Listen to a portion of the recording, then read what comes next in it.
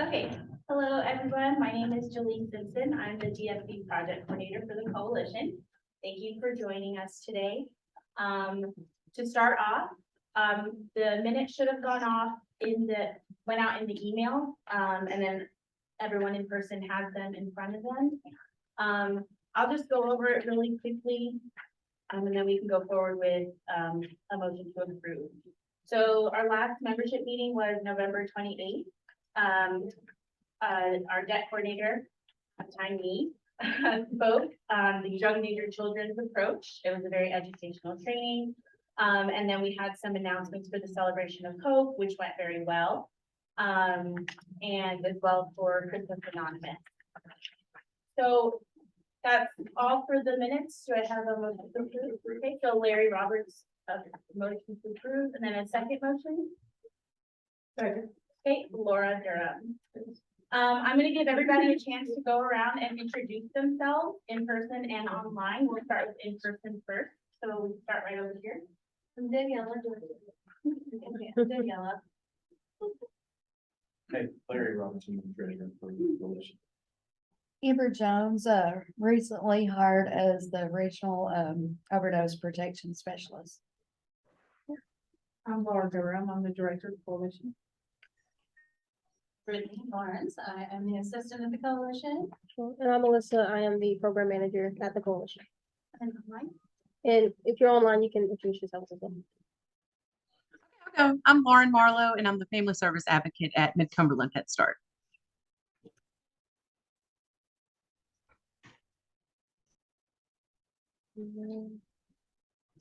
Jackie, can you hear us?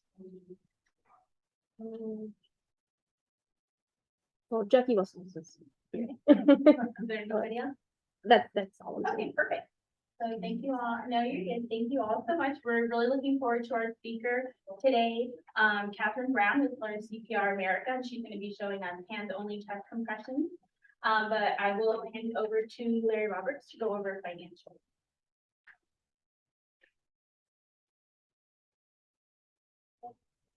So it's been a minute since I've been here. I was here the last meeting, so we'll go over October, November, December financials. We need to get a vote. We need to vote on each of those.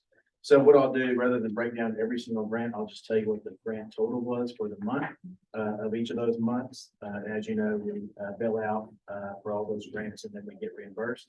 So in October, the total grant was $44,030.98. That was October. Should we vote separately? Okay. November, the grant total was $28,700.70. And in December, it was $35,328.72. So those are all the totals for October, November, and December. So can I get a motion to approve the financials? Motion. Is there a second?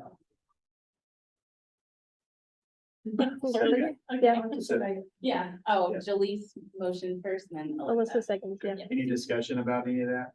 All those in favor say aye. Opposed? That's it. Thank you. Thank you, Larry.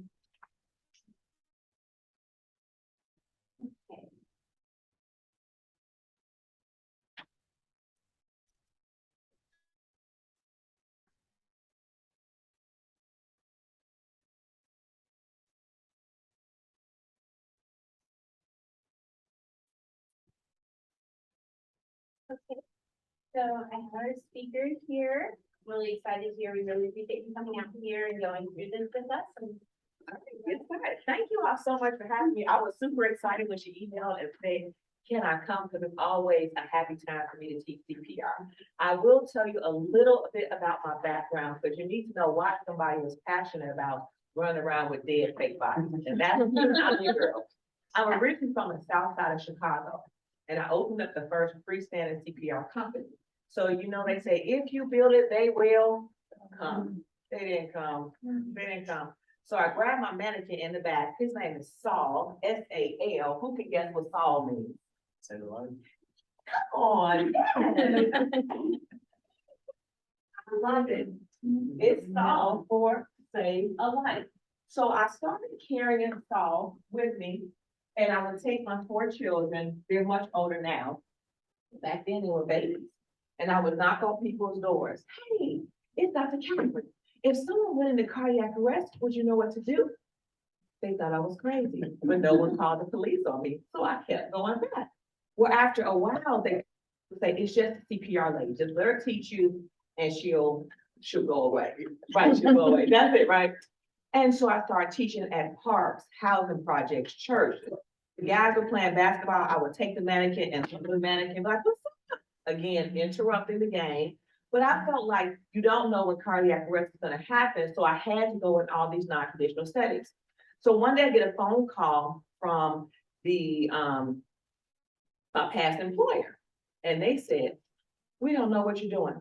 Well, whatever you're doing is working, because the last 3 people that had, cardiac events and they initiated CPR in the field, we asked them how they knew, and they said the CPR lady had come to their door and taught them.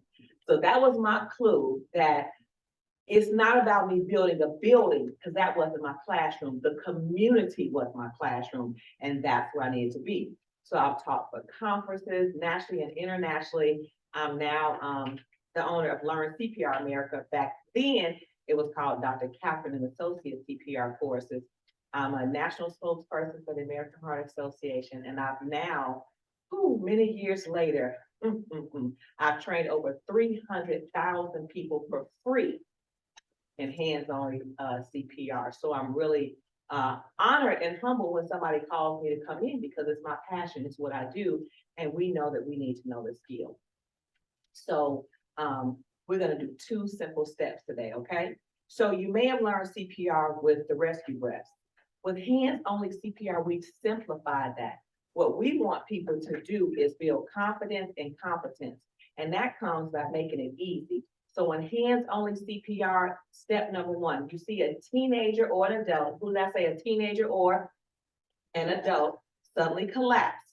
The first thing I wanna do is, hey, are you okay?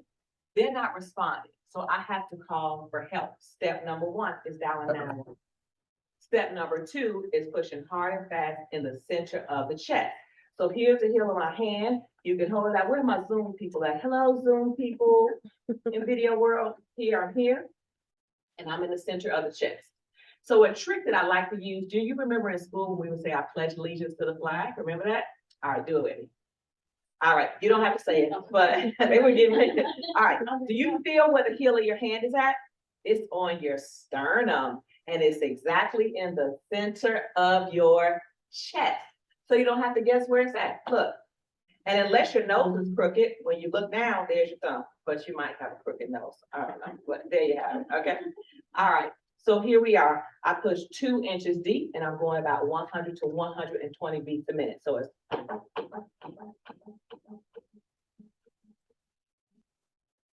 I do not want to stop doing this unless I'm physically unable or I have a partner, so I can have somebody else come in, or until help arrives. You have to do what you can for as long as you can. It only takes 4 to 6 minutes to suffer irreversible brain damage. Depending on your traffic, sometimes it might take the emergency personnel 7 to 10 minutes to get to you. So those really are what makes a difference. So tonight, I brought mannequins for you all to actually practice. For those of you in video land, I'm sorry you cannot be here, but if you contact the organizer, I'm happy to come to your event and teach you as well. And if you want something randomly to show up on your doorstep when you just get out the shower with a shower cap, I just might be your girl. All right, any questions so far? All right, so it's up. Everyone has a mannequin, come on.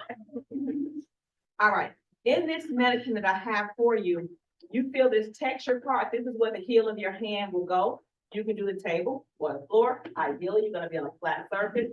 The heel of your hand is here. You're over. Now listen to these mannequins. They have a clicker. Listen to it first. Now, you always want the mannequin to be sideways, because imagine this mannequin had fake legs. This is not gonna look so great for you to be doing that. So please keep your mannequin to the side. So your heel of your hand is here. You're here, and I want you to push 100 times. You just ate a baked potato. You should sweat a little bit.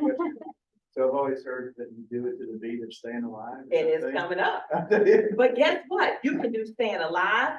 You can do, baby shark, baby shark. You can do walk the line. I mean, it's so many songs. As long as the song is 120 beats a minute, you can do it. All right, but now you're gonna practice. So let's go. See if you get a clicker. Somebody get it.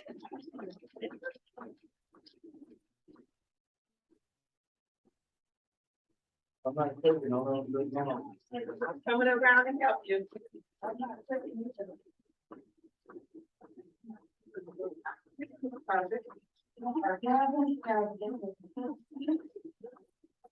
Yep, you got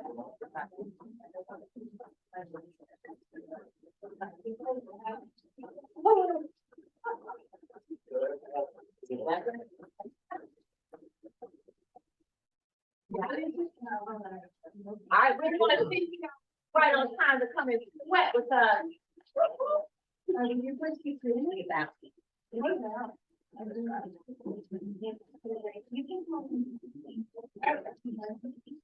All right, take a break for a second. Now, we're gonna add some music to it because disco can help save lives. Any song that's 120 beats a minute. So when we do it, we're gonna go push, push, push, push, push. Now, for some people that have had children, it may sound like childbirth. I'm not coaching you through childbirth. I'm literally coaching you through what? CP.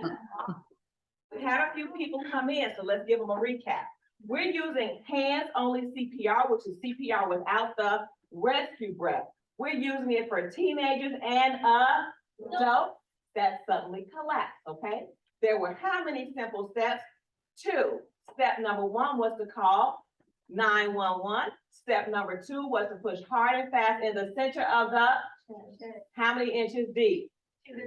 Oh my goodness, they are missing out if they're not here tonight. We got y'all going on. All right, I'm gonna turn on the beat, okay? And I want you to see if we can do this together. All right, give me 1 second. Oh, you do? Yeah. And we got extra mannequins too. Nobody has to share if they don't want to. All right. Now, listen to the beat.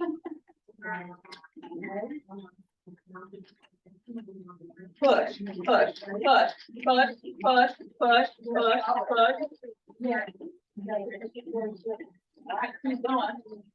Push, push, push, push.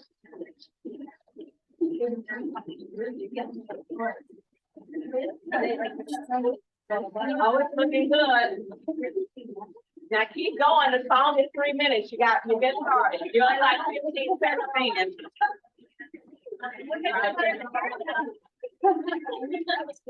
All right, keep going. Beautiful. Good, good, good. Keep going. Keep going.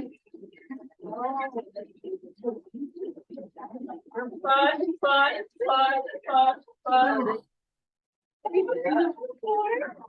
He's already out on the floor.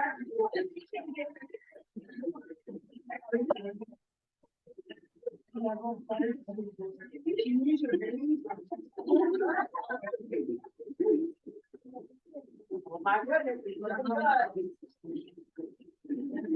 We've got 2 more minutes of pushing. All right. Please, Brett, you're doing so much better than the person who chest you're pumping on. Let's keep going.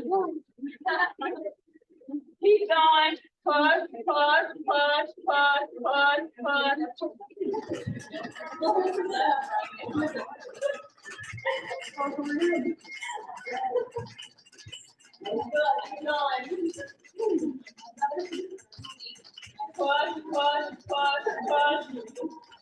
I love it. Push, push, push, push. Keep going. We got 90 seconds to go. Keep going. Come on, you got it. Push, push, push, push.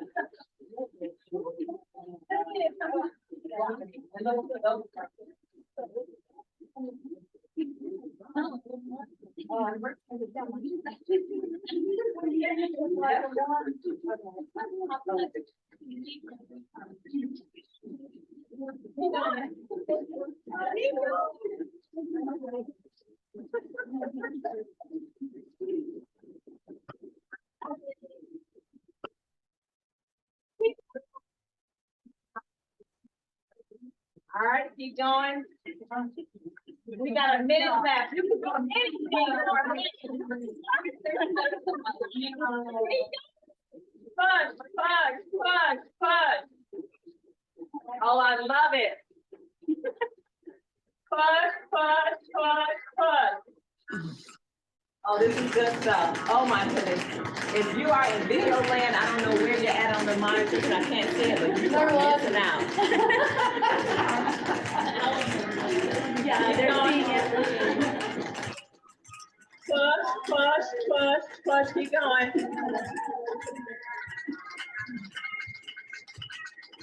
You're doing good. Oh, the whole crew. Oh, there young people. Oh, that's so awesome. Now make sure you remember the steps, okay? 2 simple steps. Step number 1 was, who can tell me in the chat?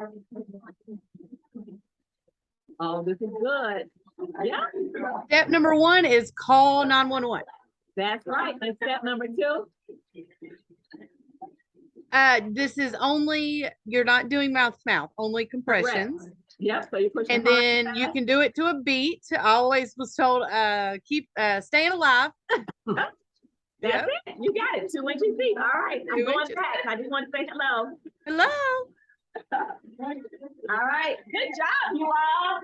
Give your neighbor a high five or an elbow bump. All right.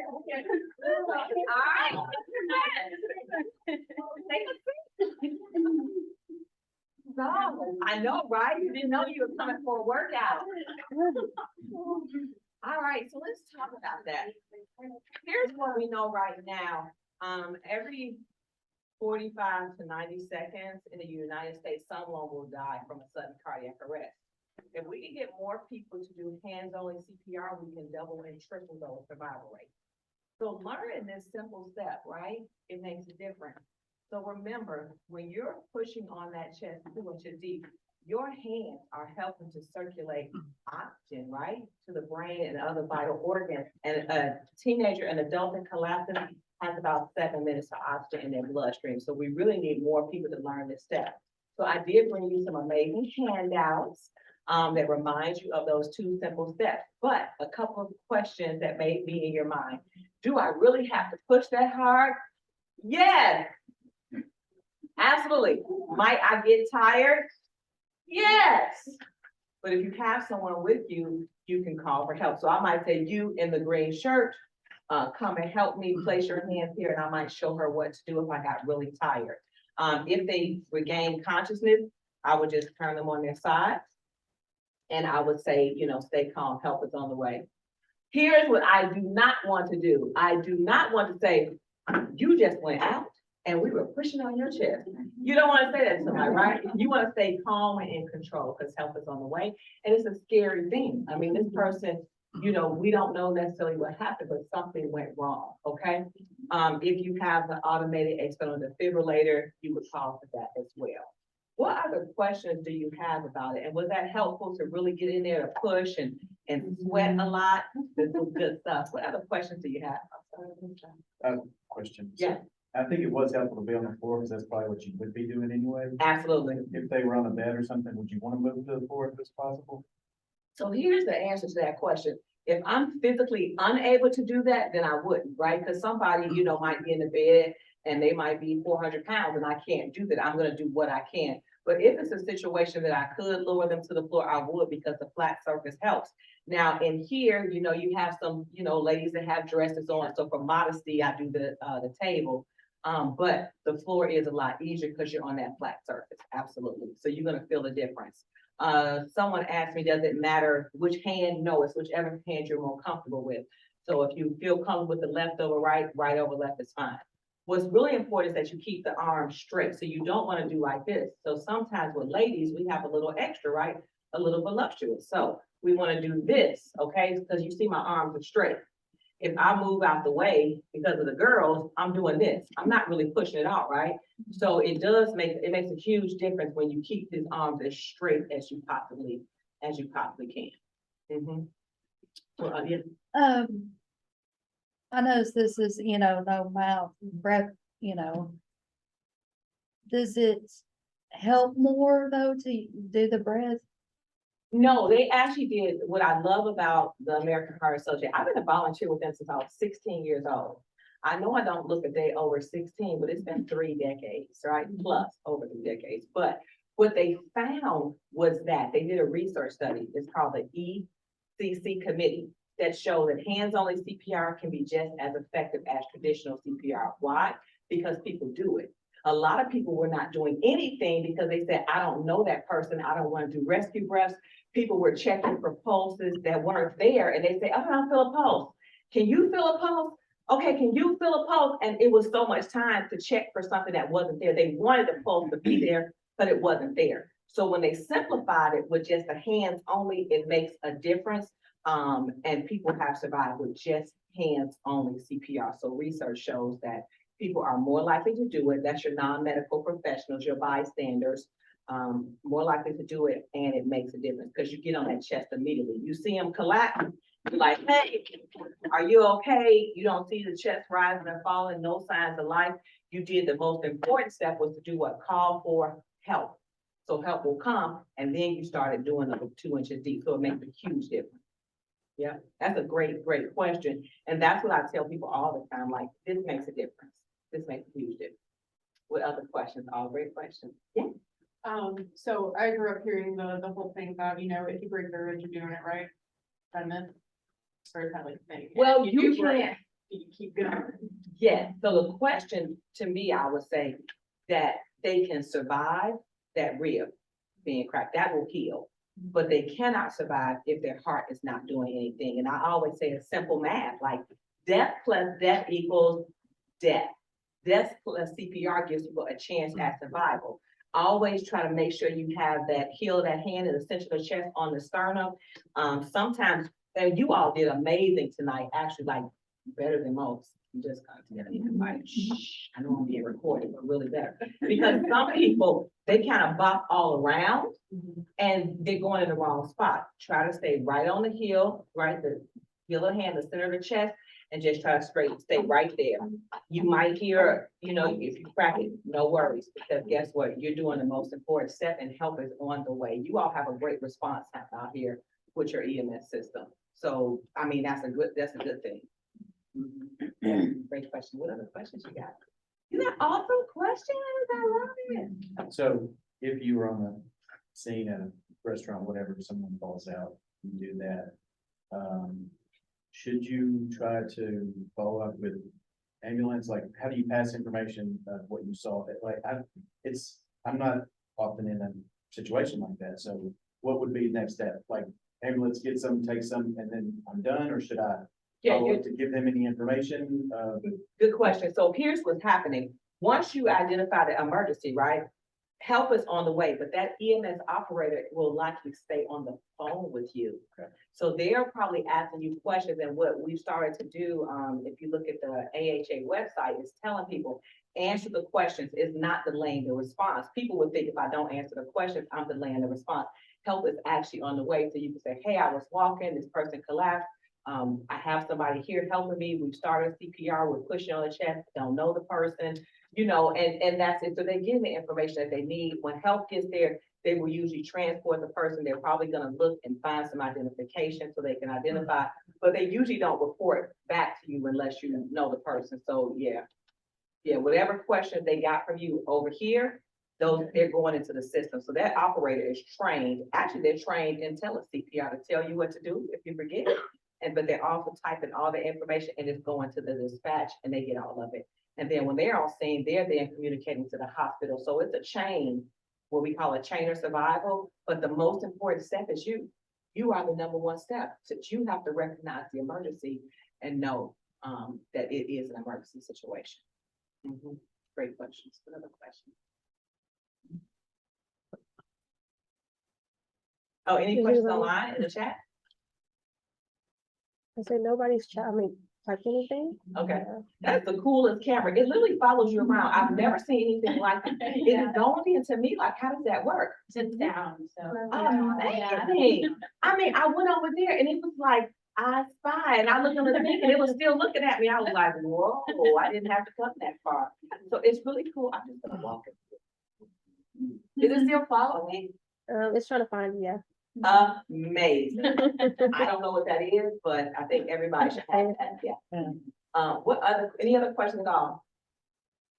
So I will say this, if you come up with any questions, later on, you have my information, you can just literally put my name in, Dr. Catherine with a K-Y Brown. And I would learn CPR America, but honestly, if you know any other groups and organizations that need to know this, it doesn't take long to learn. But we right now want at least one person in every household in the United States trained in some form of CPR. It is just that urgent of a matter in our community right now. And it's funny, I think it's been 2 weeks, the Heart Association, that mind you, I've been with them for decades, they're actually recognizing me with something called the Martin E. Simmons Award. And I'll be the first female in the history of the award to be the recipient of it because I'm just relentless when it comes to teaching CPR. So again, I tell people, they have the kits. You can find them on the AHA's website. They're called CPR Anytime kits. When people have babies, I don't get them the diaper genies. I don't get them diaper bags. I don't get them diapers. I get them a CPR Anytime kit. Because I feel like this, and they have them in infant and adult. Okay, so I get them kits. If you invite me to your birthday party, what you think you're getting? CPR Anytime How much kit, would something like this cost, about $40. Okay. So, raises the question, what's the difference between adult and Yep. So a child, infant, and adult, okay, that's kind of how we break it down. So the infant is birth to age 1. Right. The child is 1 until they hit puberty, and then you have the teenager and adult. So the technique is different. They actually need the rescue breaths because sometimes it's something respiratory that led to their heart to stop. So they actually need what we would call is the compression to ventilation ratio, which is 30 compressions, 2 breaths. And that's that's the heart saver course. Healthcare providers do it one more switch, but for the layperson on the infant, it's gonna be 2 fingers, and you will push 30 compressions and you cover the infant's nose and mouth and give 2 breaths, so 30 and 2. On a child, you can use 1 hand, but it's still gonna be 30 chest compressions followed by 2 breaths. That's the difference. So for that, I would say, if you want me to see, I can send you some videos if you would like with that, because your contact person is amazing. But I can send you some video links if you like and some handouts if anybody wants to see those videos and what that looks like. And Heart Association website has some great resources. I always refer to AHA because they set the guidelines. They're the science behind it, and I've served on many national committees for them. So it's great to have that online resource. But if you're looking for something specific, send it to me and I'll kind of filter through and I can email you a link to share with everyone. And if you want to write my phone number down, I'll give it to you. It's not secretive. It's area code 312-623-2433. 312-623-2433. And you can text me and say, hey, I was in your CPR class with Saul and I have some questions or I need a link and I'll send you the link, okay? You said Dr. K. Katherne. The middle initial is Y and then Brown, Brown. The reason I did that because Catherine Brown is such a common name. If you type in Catherine Brown, you don't get me. But if you type Catherine Y Brown, hey, I'm your girl. I show up. Yep. So did you all learn something tonight? Awesome, awesome. Any final questions? Again, I wanted you to feel more confident and competent that you can make a difference. So Sydney is going to give me some handouts so I can pass them out to you all. And this is gonna be your, I would call it your reminder. And I tell people, do not put this in the recycle bin. You know what the recycle bin is. Don't put it in the recycle bin. But you're welcome. On it, it has a reminder of the steps of hands-on CPR. If you're online, I can email this so that you have a copy of it. So another question. Yeah. Is it possible to get certified through you? Yes, So how would one do that? you can send me an email or a text message. And the way I do the, my certification is that I do 2 parts. I send you an online link, so you can do the first part, it's an AHA class that I send you the link for. And then I would meet you and do skills testing. And I will bring the infant, the child, the adult, and the automated external defibrillator. And we go through those steps, and then your card is good for 2 years. But one of the things that we do, just because we're really passionate about it, we do free refreshers. So if somebody gets certified, gets a provider card through me and they say every 6 months, they want to hop on a Zoom or they want me to meet them, I do that because it's just that important to me that you need to practice and the repetition of it. So yep, I can send you information. You got my number, just send me an email. Does that include, the first aid training? I do that one as well. That's a separate class, but you could do the class that has the first aid and the CPR. Yep, and if that's something you want to do here, you just let me know and we can do something, here. This is a great location. Yep, great questions. I love doing that. It's great to do, but I just try to make sure I can get something to people. But the first aid is really good. Good, very, very good course, and I will email you that link as well. So what would that be? I mean, first aid, what does that course cover? It's gonna cover heat emergencies, burns, bites, sting. If someone knocks their tooth out, it covers, Broken bones? opioid, yep, opioid emergencies, it covers, it's very, very comprehensive. And I can email you a list of everything that's covered in that class, but I think it's a great class. We cover choking as well. It's just very comprehensive. And again, with all the situations that are happening nowadays, I think the more prepared we are, the better. It helps us to keep our community safe because there used to be a time you say, hey, someone else come save my loved one. We have to start being that first person on the scene that actually helps our family members and loved ones. So that's why I love all the courses. I love them all. Bleeding, you name it, we cover it. So, yeah. All right, any other questions? So thank you. Now we have to do a CPR picture because this is what month? American Heart Month. So if we can, I don't know where you want to stand, but if we could just do a group picture with the mannequins and we'll get it to you. All right, cool. Tell them what we're doing. And if you're a big mannequin, get a mannequin. So bring your mannequin. And you can have this one too if you like. I'll be happy to take a picture. You want? As well? There's another mannequin if you want that one. That's how it works. You want the cool one? Oh, God, maybe. Just pop a shirt. All right, yeah, sure. A little extra in Yeah. I have to walk in the front. Can you feel We need that? somebody to be actually actively doing CPR right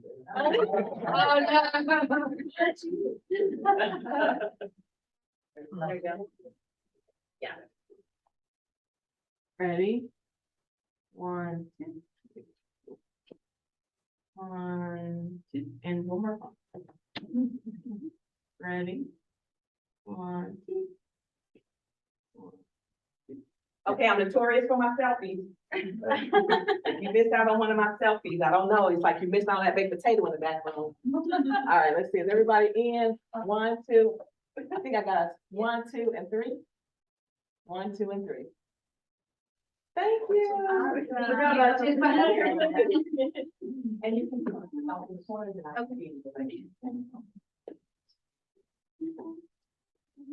Yeah.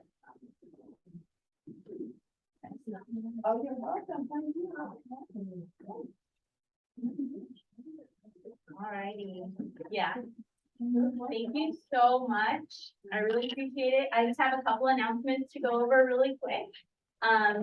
The first, you can actually see on the agenda, I just want a reminder that the coalition does provide overdose reversal training and kits. You can go to tnsavelife.org to get some more information on that.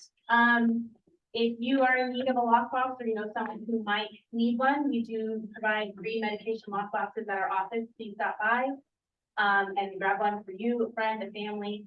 And we also have quit kits at our office. Last week was quit week.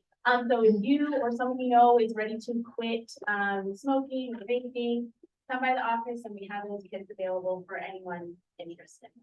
And then I do want to make an announcement. We have a marijuana town hall coming up. It is Thursday, March 23rd at Gateway Church right here in Ashland City. It's from 6 to 8 p.m.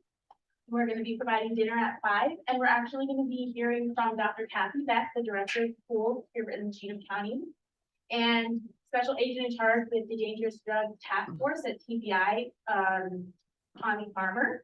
So they'll be speaking and we'll have an opportunity for Q&A and just getting some more information and answering the questions around marijuana and vaping here in Cheatham County. And the last announcement is I would like if you can pull out your phones and scan this QR code. It is for our meeting survey. We would really appreciate any feedback sent to us. So if you can all just scan that and fill out that survey, we would really appreciate it. And then it's online as well.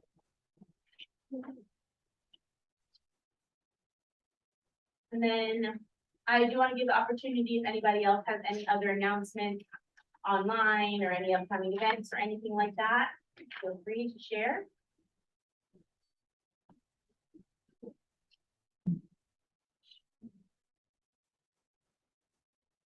If not, I want to say thank you so much to Dr. Catherine Brown and her team for coming out here and training us. That was so amazing, so educational, great.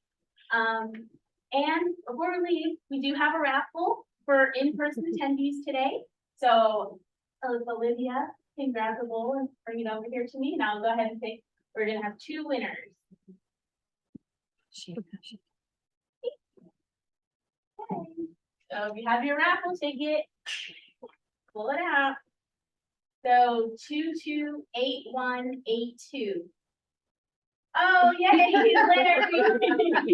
So you can pick up your gift on the way out. It's over here at this table. And then last one, 228184. Yay, Dr. Brown. Oh, that's awesome. Well, we want to thank you all so much for being here. Our next meeting is March 27th, right here at the Dave McCullough Community Room, and we hope to see you then. Thank you.